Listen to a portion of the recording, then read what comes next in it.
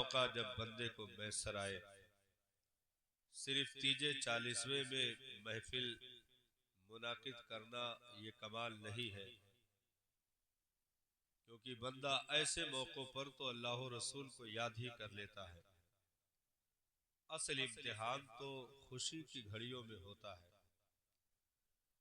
क्योंकि बंदा खुशी की घड़ियां पाने के बाद, खुशी के पल पाने के बाद बहुत सारे ऐसे कदम उठाता है, बहुत सारी ऐसी हरकतें कर डालता है जिसकी बुनियाद पर आई हुई नेकियां वापस चली जाती है। रब की रहमतें चौखटों से वापस पलट आती है और हम ऐसे वक्त में अपने आप को संभाल नहीं पाते हैं और हालात और वक्त के खुराफात के साथ हम भी बह जाते हैं और अच्छी चीजों को हम बुराइयों में तब्दील करने की कोशिशें कर डालते हैं, जिसकी बुनियाद पर मामला ये होता है कि जिस मकसद के तहत उस काम को किया गया उसमें मुकम्मल नाकामी हो जाती है, वो चीज फलाफ हो जाती है। तो ये बहुत बड़ा पैगाम है, बहुत बड़ा मैसेज है कि जब अल्लाह तबारक व तआला मोमिन बंदे को ऐसा फल अता फरमाए, ऐसी घड़ियां उसे मैसर आए, तो कम से कम अपने आप को इस कदर संभाल करके रखे कि वो अल्लाह रसूल की याद से अपने उन खुशियों का पल भी खाली न होने दे। ये बड़ा इम्तिहान होता है, बहुत बड़े इम्तिहान की ये घड़ी होती है और ऐसी आजमाइश में, ऐसे इम्तिहान में अगर बंदा फेल हो जाता है तो बहुत सारी चीजें उससे चली जाती है, वो समझ नहीं पाता। एक उसूल याद रखें कि इस दुनिया में भी और दीन के कानून के लिहाज से भी ये चीज लाजिम है कि उम्मीदें जितनी लंबी होती है, तैयारी, एहतिमाम और एहतियात भी उसी एतबार से होता है। एहतिमाम भी उसी एतबार से, एहतियात भी उसी एतबार से। अगर कुछ पल का मामला है तो आदमी उसी एतबार से तैयारी भी करता है, एहतियात भी उसी एतबार से करता है। जैसे आदमी को यहां से बाजार जाना, गांव से बाजार जाना, तो अब ऐसे नॉर्मल कपड़ा बदन पे पड़ा था, बाजार ही तो जा रहे हैं, बस आ रहे हैं, कहा कि अरे थोड़ा तैयार हो जाए। अरे तैयार क्या, 5 मिनट में लौट रहे, 5 मिनट का काम। तो मामला बहुत लंबा नहीं था, तो तैयारी भी बहुत ज्यादा नहीं। कहा मारुति ले लीजिए। अरे मारुति छोड़ो, साइकिल उठाओ, साइकिल उठाओ। साइकिल लेके चला गया, मोटरसाइकिल लेके चला गया, क्योंकि बहुत लंबी उम्मीद नहीं है, बहुत लंबा काम नहीं है। तो तैयारी भी उसी एतबार से है, एहतियात भी उसी एतबार से है। लेकिन उसी आदमी को अगर मुंबई जाना हो तो लुंगी कुर्ता पहने हुए है तो कहेगा कि बंबई जा रहे हैं। अरे बंबई जा रहे हो, कम से कम तैयार तो हो जाओ। तो अब वो ये नहीं कह सकता है कि बस बंबई ही तो जा रहे हैं, क्या जरूरत है लुंगी से पैजामा में आने की, बंबई ही तो जा रहे हैं। तो कहा बंबई ही नहीं जा रहे, बंबई जा रहे हो, उसको थोड़ा खींचो और अहमियत दो। तो बंबई जा रहे हो तो तैयारी है। अरे तो चूरा भी है, अलग से सत्तू भी है और अटर मटर है, घी का मामला है, सब पैकिंग जारी है। कपड़ा अलग से पैक हो रहा है, खाने का सामान अलग से पैक हो रहा है, रुपया पैसा अलग खीसे में रखा जा रहा है। तो तैयारी, एहतियात भी कि कहीं ये सामान जाए न होने पाए। एहतियात इस कदर है, कहीं कोई चोर उचक्का आकर के इन चीजों पर हाथ ना साफ कर दे। तो मुखालिफ चीजों से नजर बचाते हुए, नुकसानदेह चीजों से बचते हुए एहतियात के साथ आदमी जा रहा होता है, क्योंकि मंजिल भी बहुत दूर है, मामला काफी लंबे समय का है। तो उस एतबार से आदमी तैयारी भी करेगा, एहतियात भी करेगा। अगर बहुत जल्दी का मामला है, बहुत जल्दी का मामला है, तो आदमी बहुत ज्यादा तैयारी, बहुत एहतियात की जरूरत नहीं समझता। यही मामला दीन में है, यही मामला दीन में है।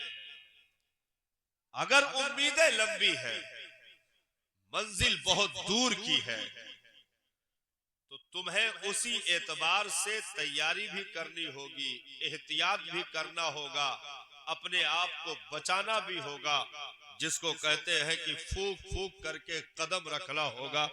क्योंकि जब मंजिल दूर की होती है, उम्मीदें लंबी होती है, तो बंदा उसी एतबार से तैयारी भी करता है, मुखालिफ चीजों से बचता भी है, अपना दामन बचाता है, मुखालिफ चीजों से अपने आप को दूर रखता है।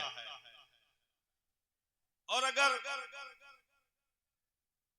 दीन ही में बहुत ज्यादा दूर का मामला ना हो, बहुत करीब का मामला हो, तो बहुत लंबी तैयारी का हुक्म भी नहीं है, बहुत ज्यादा एहतिमाम की जरूरत भी नहीं है। लेकिन अगर वो मामला देर पा हो, बहुत दूर तक चलने वाला हो, तो दीन उसी एतबार से एहतिमाम बढ़ाने का हुक्म देता है। जैसे पंजवक्ता में एहतिमाम है, उससे ज्यादा बढ़ाने का हुक्म जुमा में है। जुमा में एहतियात है, लेकिन उससे ज्यादा बढ़ाने का हुक्म ईद और बकरीद में है। उसमें एहतियात है, लेकिन उससे ज्यादा बढ़ाने का हुक्म हज के सफर में है, उम्रे के सफर में है। यानी जैसे मंजिल बढ़ती जाएगी, सफर का इरादा तवील होता जाएगा, तो उसी एतबार से तैयारियां भी बढ़ाई जाएगी, एहतियात भी बढ़ेंगे।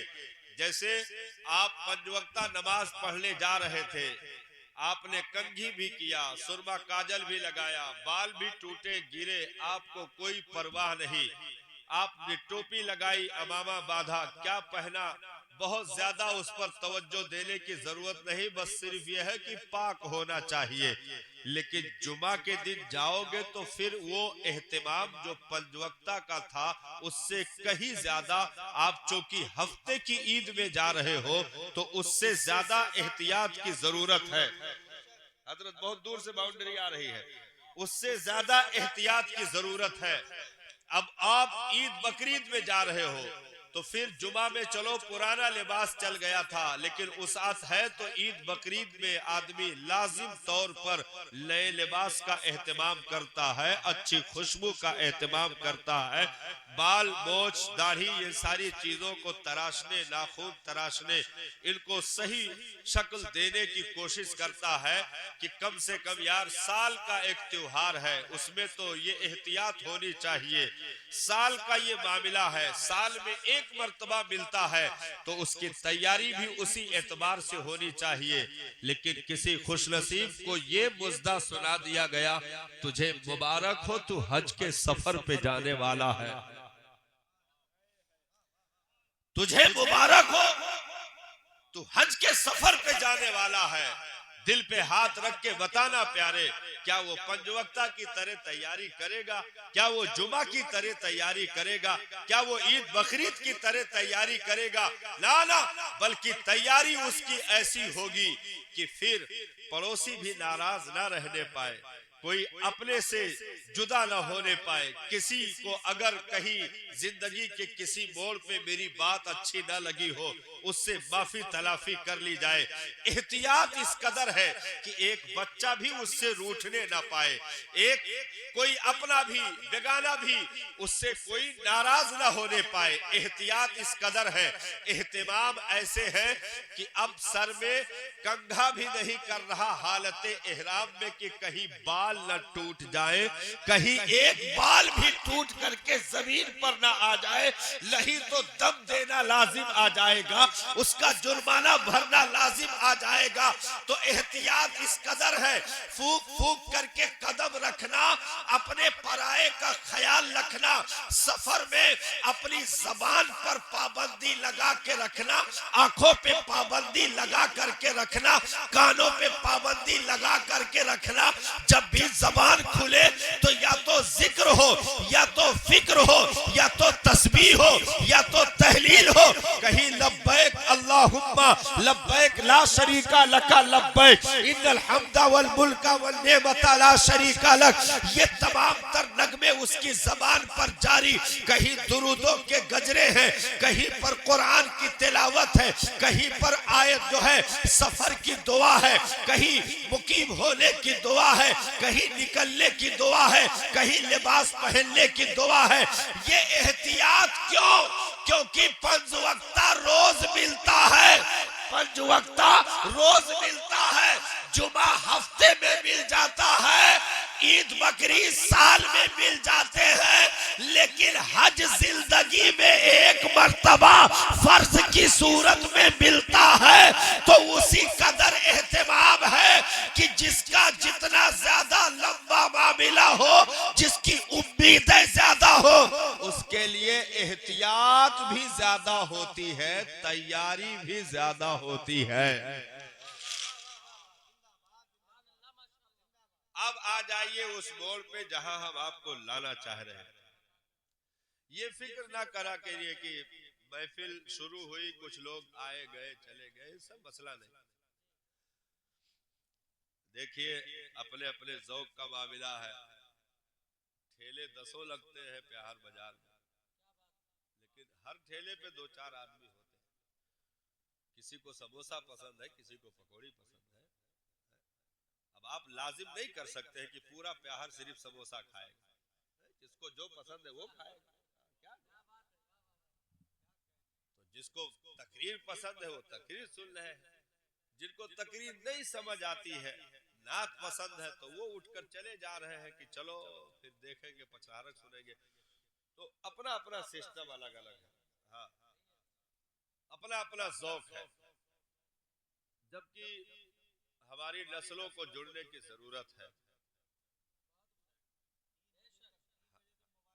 हम अभी होश में नहीं आए साहब, हाँ, हम अभी होश में नहीं आए हैं, क्योंकि इस कौम को नींद आए हुए सदियां गुजर चुकी है। इस कौम को नींद आए हुए सदियां गुजर चुकी है साहब। हम इस कदर बेहिस हो गए हैं कि हमारे सामने अब हजारों बच्चों की लाशें भी हमें उठाने के लिए काफी नहीं।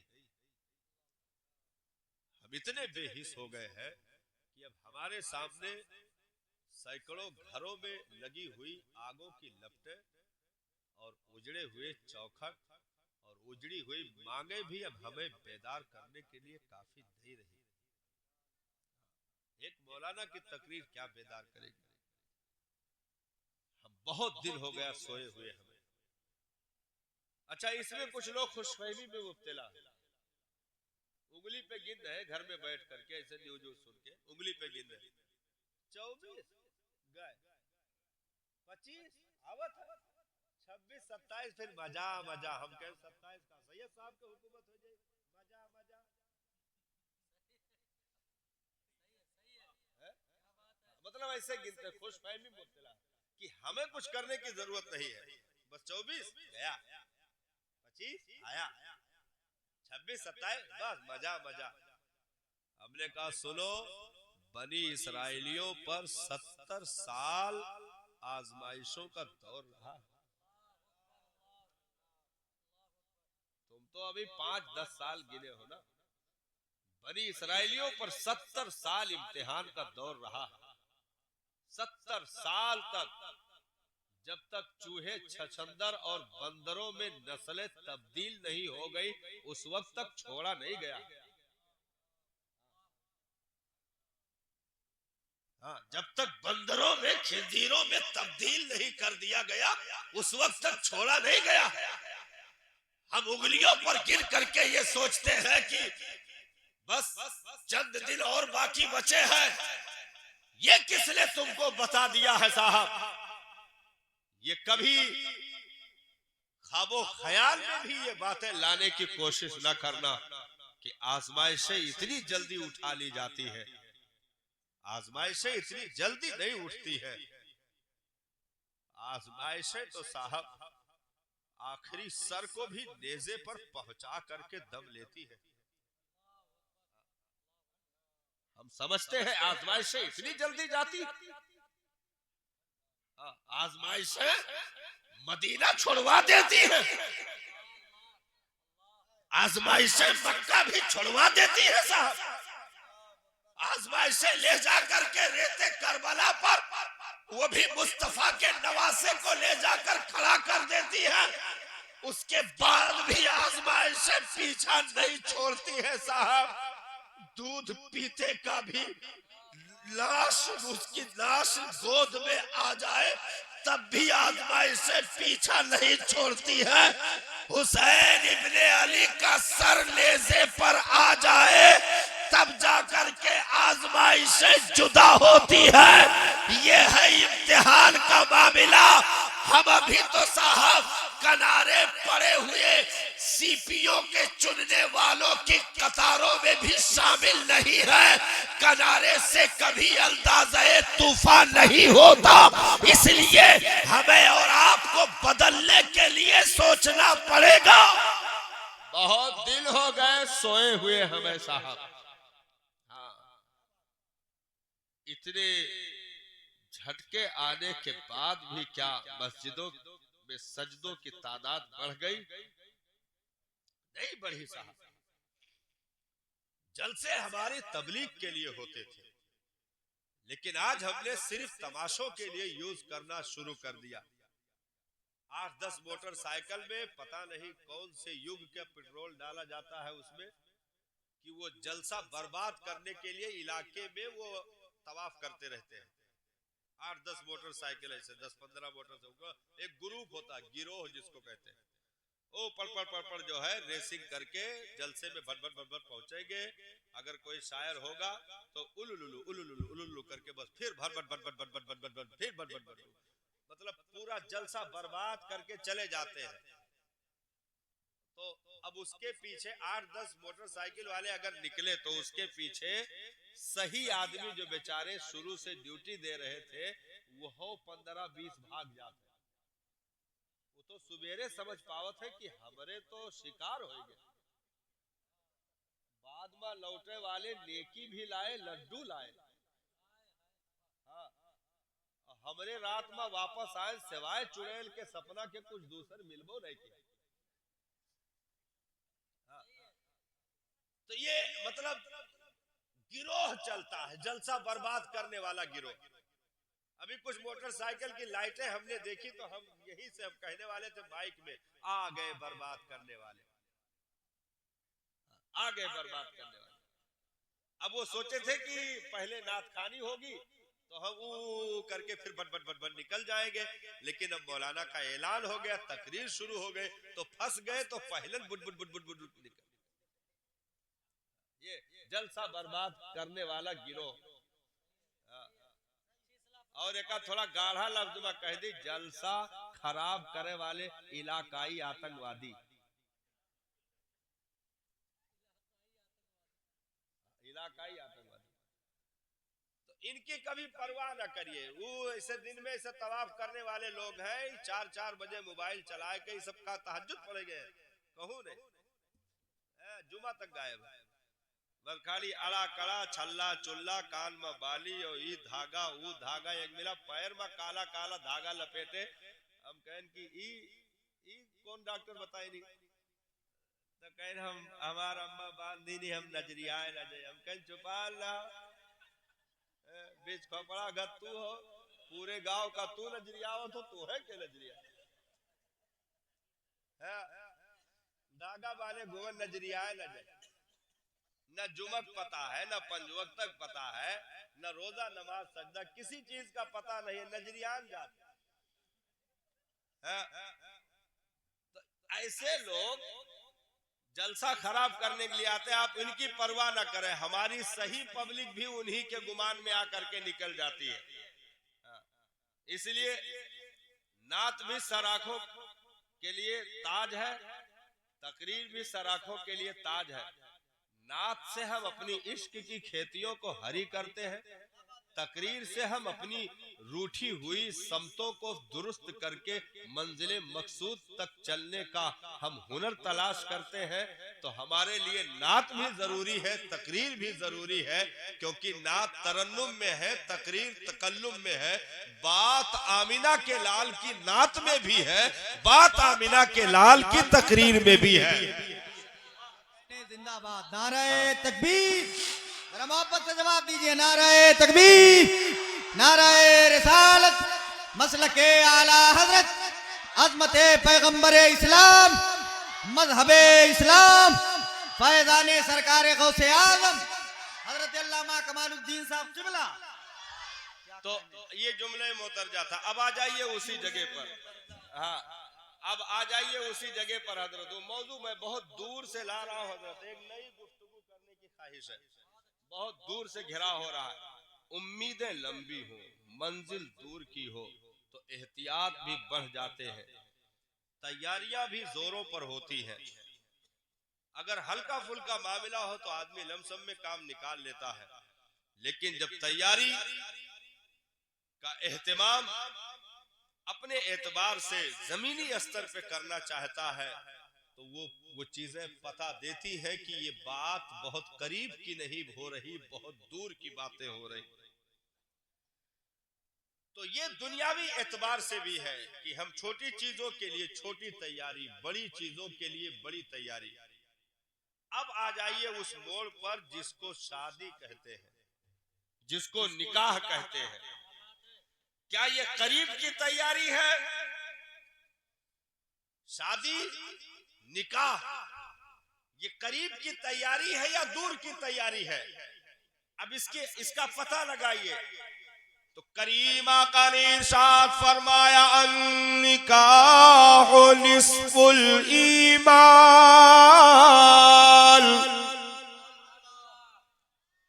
निकाह आधा ईमान है, निकाह आधा दीन है, निकाह आधा ईमान है। अब इसे पता ये लगा कि मामला करीब का नहीं है, बहुत दूर की तैयारी हो रही है, बहुत दूर की तैयारी हो रही है। और आगे सरकार ने इरशाद फरमाया, अन्निकाहु बिसुन्नती, इसे ऐरे गैरे का तरीका ना समझना। ये जो काम तुम करने जा रहे हो, जो जिम्मेदारी निभाने जा रहे हो, जब भी करना फख्र के साथ करना, क्योंकि ये किसी दुनियादार का तरीका नहीं, तुम्हारे नबी की सुन्नत है। फख्र के साथ। तो ये तरीका मुस्तफा जाने रहमत का, और जाहिर सी बात है नबी का हर तरीका मंजिले मकसूद का पता देता है।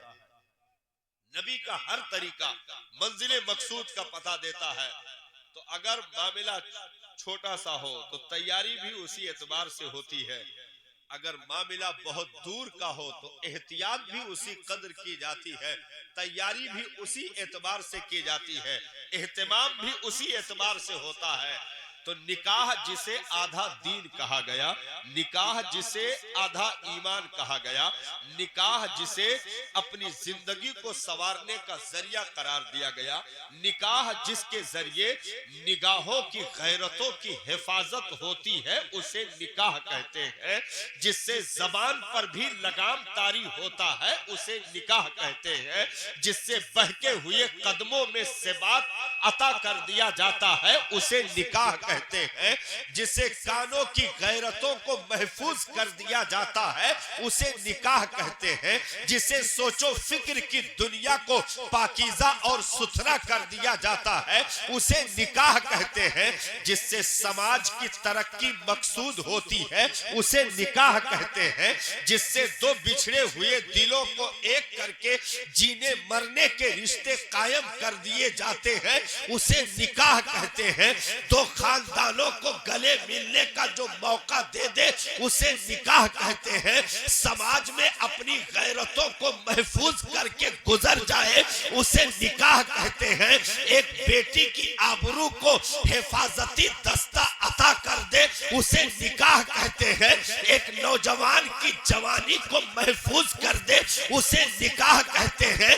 समाज में बढ़ती हुई गंदगियों को दूर करके एक सुथरा साफ सुथरा समाज अता कर दे उसे निकाह कहते हैं, बिगड़ी हुई नस्लों को संवार दे उसे निकाह कहते हैं, गैरतों का जनाजा निकलने से महफूज कर दे उसे निकाह कहते हैं, जो गैरतों का जनाजा निकलने से महफूज कर दे उसे निकाह कहते हैं, जो दो अजनबियों को एक साथ इकट्ठा करके जन्नत तक का साथी बना दे उसे निकाह कहते हैं, जो बाप के देरीना ख्वाब को तकमील तक पहुंचा दे उसे निकाह कहते हैं, जो माँ के ममता की ठंडी आंचलों को जो है सेहरा देखने तक पहुंचा दे उसे निकाह कहते हैं, जो एक माँ बाप की पाली हुई नस्ल को दूसरों के चौखट का मेहमान बना दे उसे निकाह कहते हैं, जो हमारी नस्लों को पाकीज़गी अता कर दे उसे निकाह कहते हैं। नबी ने इसे ऐसे ही अपनी सुन्नत नहीं कहा, क्योंकि हर सुन्नत उम्मत के लिए खैरो बरकत है, उम्मत के लिए आबे हयात का काम करती है, उम्मत के लिए जिंदगी का तोहफा है। तो ये जो निकाह की सुन्नत मुस्तफा जाने रहमत ने अता कर दिया, अमरीकियों से बेनियाज कर दे उसे निकाह कहते हैं, अमरीकियों यहूदो नसारा के बेगैरतियों से बचा करके तुम्हें गैरत के जामे में लाकर खड़ा कर दे उसे निकाह कहते हैं, अपनी नस्लों को गली कूचों में बर्बाद करने से जो महफूज कर दे उसे निकाह कहते हैं। एक बेटा और बेटी बचपन से लेकर जवानी की दहलीज पर कदम रखे और वहां पर सेहरा सजा करके शुक्र का सजदा रब के हुजूर करने लगे, ऐसी मुकद्दस घड़ी को निकाह कहते हैं, जहां फरिश्ते भी बरकत की दुआ कर दे उसे निकाह कहते हैं, जहां रहमतों का नुज़ूल हो उसे निकाह कहते हैं, जहां मुस्तफा की रज़ा हो उसे निकाह कहते हैं, जहां रब की खुशनुदी का हुसूल हो उसे निकाह कहते हैं। अरे सिद्दीक के तरीके को भी निकाह कहते हैं, उमर के सलीके को भी निकाह कहते हैं, उस्मा की तहारत को भी निकाह कहते हैं, अली की शुजाअत को भी निकाह कहते हैं। यही वो निकाह है जब अपने पूरे शबाब पर अपने वजूद में जब मुस्तफा की सुन्नतों का जामा पहन करके खड़ा होता है, तो फिर साहब इसी निकाह के जरिए से गौसे आजम पैदा हो, वो निकाह की बरकतें हैं, इसी निकाह के जरिए से गरीब नवाज की विलादत हो, वो पाकीज़ा निकाह है, इसी निकाह के जरिए से हसन हुसैन जन्नती जवानों के सरदार की आमद हो उसे निकाह कहते हैं, इसी निकाह के जरिए निजामुद्दीन फरीदुद्दीन कुतुबुद्दीन जैसी हस्तियां दुनिया में मारीजे वजूद में आए उसे निकाह कहते हैं, इसी के जरिए सलाहुद्दीन नूरुद्दीन तारिक बिन जियाद जैसे ग़यूर उठकर खड़े हो उसे निकाह की बरकतें कहा जाता है। तो निकाह कौम के लिए कल भी मंजिलों का पता थी, आज भी है और सुबह कयामत तक रहेगी। तो ये बच्चों का खेल नहीं, दूर की तैयारी है, लंबी उम्मीदों का मामला है, दूर की मंजिल का पता तलाश करना है, इसलिए इसमें बेएहतियाती न करना, फूंक फूंक के कदम रखना, क्योंकि यहाँ अगर डगमगाओगे तो एक लम्हे की डगमगाहट नस्लों को बर्बाद करके चली जाएगी, और यहाँ अगर संवर जाओगे तो इंशाअल्लाह 100 साल तक आने वाली नस्लों की हिफाजत कर दी जाएगी। नारे तकबीर, नारे रिसालत, मसलके आला हजरत, मजहबे इस्लाम, पैगामाते इस्लाम, हजरत अल्लामा कमालुद्दीन साहब क़िबला। तो अब जाहिर सी बात है, तैयारी बहुत लंबी है। आवाज थोड़ी हल्की ही रखिएगा, बहुत ज्यादा भनभनाने ना पाए। मेरे बाद अभी आपको ना तो मनाकिब के दुनिया में अल्हम्दुलिल्लाह अपनी एक अलग शनाख्त रखने वाली जात हमारे मुहिब्बे गिरामी वकार अहमदुल फत्ताह साहब को आपको समाप्त करना है इंशाअल्लाह। बहुत ज्यादा देर आपका टाइम नहीं लिया जाएगा, क्योंकि ऐसे कुछ वजह है। आप मसाला खाओ सही से बताओ ना, बतेबो ना क्यों नहीं। देखो बहुत ज्यादा टाइम सुनहो ना चाहिए और कहूँ बताओ ना चाहिए। ज्यादा बताने से भी चीजें बेआबरू हो जाती है। तो तैयारी जाहिर सी बात है, मंजिल दूर की हो, सफर बहुत पुरपेच हो, तो कदम फूंक फूंक कर रखने का हुक्म है। अच्छा, इस पर दुनिया ने बहुत तेजी के साथ कदम लगाने की नापाक साजिशें रची, क्योंकि पूरी दुनिया में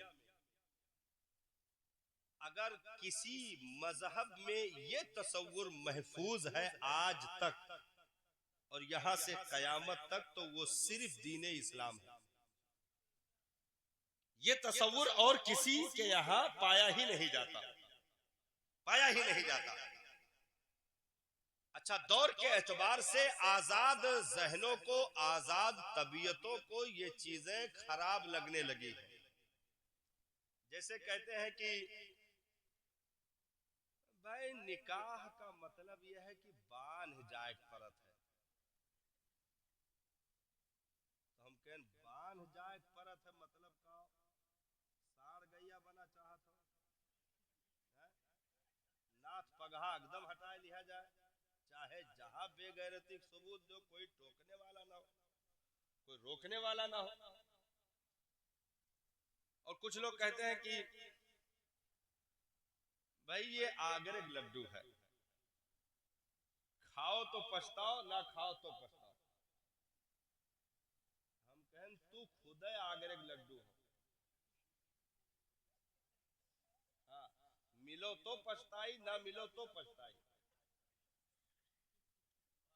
तो ऐसी चीज, ऐसी हरकतें, मतलब ये यूरोप की देन है। उन लोगों ने इस चीज का सिरे से इनकार किया कि निकाह वगैरह ये जो लिखा पढ़ी और एक दूसरे से एजाबो कबूल, ये गवाही लेना वो गवाही लेना, ये दस्तखत वो दस्तखत, ये महर वो वादा, नानो नफका के अलावा महर, तो ये चीजें नहीं होनी चाहिए। तो इन यहूदियों ने, नसरानियों ने इस्लाम के खिलाफ, जो कि साजिशें इनकी बहुत पुरानी रही हैं, तो इन्होंने इस्लाम के खिलाफ वो कदम उठाया, इस सुन्नत के खिलाफ, नबी के इस सुन्नत के खिलाफ कदम उठाया और कहा कि ये जो आप लोग कर रहे हो ये कोई जरूरी नहीं है।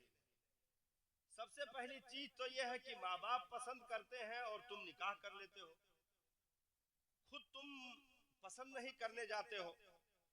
तो कहा नहीं, अब्बा बताए थे कि खानदान ठीक है, तो हमने कहा कि ठीक है तो कर लो। तो कहीं इतने थोड़ा होता है। यूरोप ने वो तरीका बताया कि पहले तुम फ्रेंडशिप बनाओ, यानी लड़का लड़की माँ बाप के नॉलेज के बगैर, लड़का लड़की एक दूसरे से पहले व्हाट्सएप, फेसबुक और फलान धमाक के जरिए हराम कारियों की नालियां खोदने में कामयाब, तो वहां तक पहुंचे। उसके बाद फिर वो दोस्ती बढ़ जाए। जैसे बाप ने पकड़ भी लिया कि क्या कर रहे थे, हम सिर्फ फ्रेंड है पापा। ये गंदी जबान यूरोप की दी हुई है, हम सिर्फ फ्रेंड है पापा। तो पापो कहे ठीक है सिर्फ फ्रेंड रहो, हम कहें तो हार मान ही लिया जाए, तो फ्रेंड रहो। तो ये यूरोप वालों ने दिया कि तुम पहले एक दूसरे से जान पहचान बनाओ। अच्छा, उन लोगों ने तकरीबन 3 से 4 महीने की मुद्दत रखी हुई है। 3 से 4 महीने की मुद्दत रखी हुई है। कुछ लोगों ने तो 1 साल की मुद्दत रखी है कि लड़का लड़की बगैर किसी वादे के 4 महीने तक एक साथ रहकर घूमे, एक दूसरे को समझे। जब समझ जाएंगे तो फिर निकाह तो हो ही जाएगा, फिर शादी हो ही जाएगी। तो 4-4 महीना, 6-6 महीना, 1-1 साल तक वो लोग, अगर पैसा बहुत मजबूत था तो रंगून मैसूरी चला गए, और ज्यादा रहा तो फिर पता नहीं कहां कहां चला गया, मतलब गए लेकिन तो घूमने गए। एक दूसरे को समझना है। होटल में रहे, तन्हाइयों में, पार्कों में रहे, सारी जगहों पर सब चलता रहा मामला। इस बीच में कितनी हराम की नस्लें जाए की गई, वो उसका कोई पता देने वाला नहीं है। एक दूसरे को समझा जा रहा है, और 99% लोग 1 साल साथ रहने के बाद फिर अलग हो गए कि हमको समझ नहीं आया। 1 साल साथ रहने के बाद अलग हो गए कि हमको समझ नहीं आया, क्योंकि समझ का जो मामला था वो थी ख्वाहिशात, और 1 साल में ख्वाहिशात कंप्लीट हुई, तो अब एक दूसरे से जुदा हो गए। तो लड़का तो चलो कुछ उसका मामला कहीं ना कहीं बन जाएगा, लेकिन रहा लड़की का मामला, जो भी गैरतमंद ये सुन लेगा कि 1 साल तक ये किसी और के साथ बिता करके आई है, उसकी तो जिंदगी जहन्नम हो गई। इस्लाम ऐसी बेहयाइयों और बेगैरतियों को दफन करने के लिए आया है। इस्लाम ऐसी बेगैरतियों को दफन करने के लिए आया है। तो वो चीजें नकल करके आज हमारे समाज में भी कुछ तरक्की याफ्ता लोगों ने जारी करने की कोशिशें की, और कहा कि भाई देखो, पहले एक दूसरे को समझना जरूरी है, कम से कम बातचीत तो हो। अब यहां तक देखा गया कि बातचीत तो छोड़ो, सिर्फ मामला तय हुआ था, एक दूसरे को नंबर मिल गया, बातचीत जारी हुई, और बातचीत जारी होते होते मामलात यहां तक पहुंचे कि निकाह की नौबत ही नहीं आई, और सारा रिश्ता बर्बाद करके रख दिया गया।